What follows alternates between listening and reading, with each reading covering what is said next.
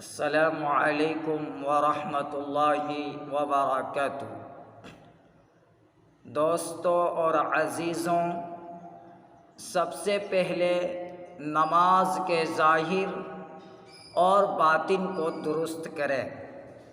Number 1، نماز کا ظاہر یہ ہے کہ وضو، غسل اور نماز کے فرائض، واجبات، سنتیں، مستحبات، دعائیں، قرات اور نماز کے ارکان یعنی قیام، رکوع، سجدہ، جلسہ، سلام وغیرہ سب چیزوں کو سیکھیں اور معتبر علماء سے پوچھ کر درست کریں۔ نمبر 2، نماز کا باطن یہ ہے کہ نماز اس دھیان کے ساتھ پڑھیں کہ میں اللہ کو دیکھ رہا ہوں، اور یہ نہ ہو سکے تو یہ دھیان کر کے کریں کہ اللہ مجھے دیکھ رہا ہے۔ اس کے لیے تنہائی میں 2 رکعت نفل نماز پڑھ کر اللہ کا دھیان جمانے کی مشق کریں۔ نماز پر محنت کر کے نماز میں ان 5 باتوں کو پیدا کرنا ضروری ہے۔ نمبر 1، کلمے والا یقین، اور نمبر 2، فضائل والا علم، نمبر 3، مسائل والی شکل، اور نمبر 4، اللہ والا دھیان، اور نمبر 5، اخلاص والی نیت۔ جب بھی کوئی حاجت پیش آئے تو نماز ہی کے ذریعے اس کو حل کرانے کی کوشش کریں۔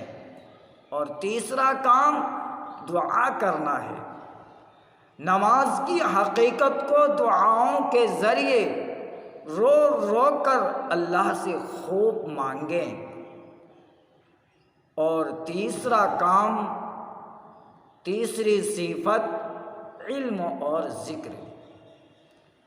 علم سے یہ چاہا جاتا ہے کہ میرا اللہ اس وقت اس حال میں مجھ سے کیا چاہتا ہے، اس کی تحقیق کرنا اور معلوم کر کے اس کو پورا کرنا۔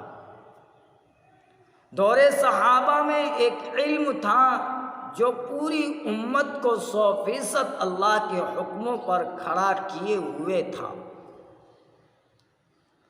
وہ فضائل والا علم تھا۔ جب سے فضائل والا علم امت سے نکلا تو 100% امت سے نماز جیسا اہم فریضہ بھی باقی نہ رہا۔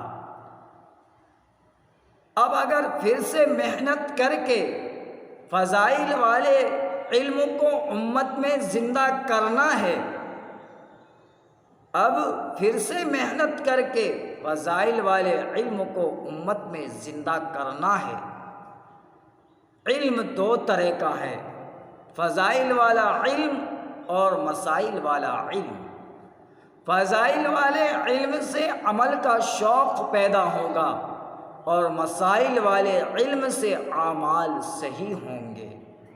اللہ تعالی ہم سب کو کہنے سننے سے زیادہ عمل کی توفیق عطا فرمائے۔ وما توفیقی الا باللہ، والسلام علیکم ورحمۃ اللہ وبرکاتہ۔